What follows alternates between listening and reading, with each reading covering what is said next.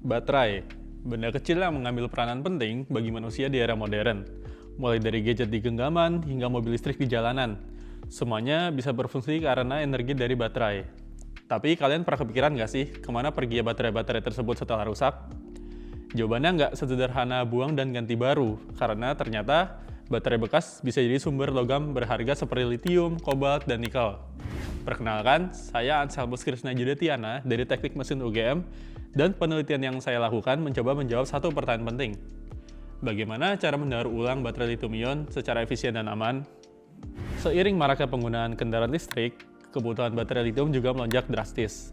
Masalahnya, baterai ini tidak bisa dibuang sembarangan, karena mengandung bahan beracun dan masih menyimpan sisa energi. Penelitian ini menggunakan baterai tipe 18650, yaitu baterai berbentuk silinder yang biasa ada di mobil listrik.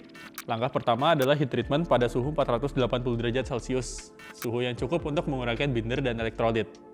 Setelah itu, proses mekanik dilakukan dengan melakukan proses dismantling, yaitu untuk memisahkan cangkang logam dan jerry roll, sebuah gulungan yang terdiri dari lapisan aluminium dan tembaga. Lalu dilanjutkan proses crushing, yaitu untuk menghancurkan gulungan jelly roll menjadi potongan kecil agar lebih mudah diolah. Lalu proses ball milling, di mana material digiling menggunakan bola logam yang berputar cepat hingga black mass terlepas dari elektrodanya. Dan yang terakhir ada tahap sieving atau tahap penyaringan, yang menghasilkan black mass halus yang siap masuk ke proses selanjutnya. Hasilnya, ada beberapa hal menarik yang saya temukan, yaitu proses pemanasan mempermudah pelepasan black mass dari elektroda karena bahan pengikat dan elektrolit sudah terurai, seperti stiker yang mudah dilepas setelah dipanaskan.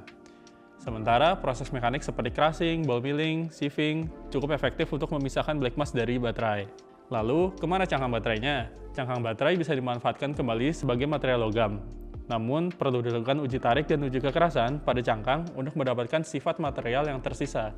Uji tarik dan kekerasan menunjukkan bahwa cangkang baterai tetap kuat, sehingga masih layak dimanfaatkan kembali untuk bahan dan komponen baru. Jadi, bukan cuma black mass saja yang punya nilai, tapi seluruh bagian baterai ini masih bisa dimanfaatkan. Dari luar sampai dalam, semuanya punya potensi untuk diolah dan memberi nilai yang baru. Kesimpulannya, kombinasi antara heat treatment dengan proses mekanik ini adalah langkah awal yang cukup menjanjikan untuk proses daur ulang baterai yang efisien, aman, dan ramah lingkungan.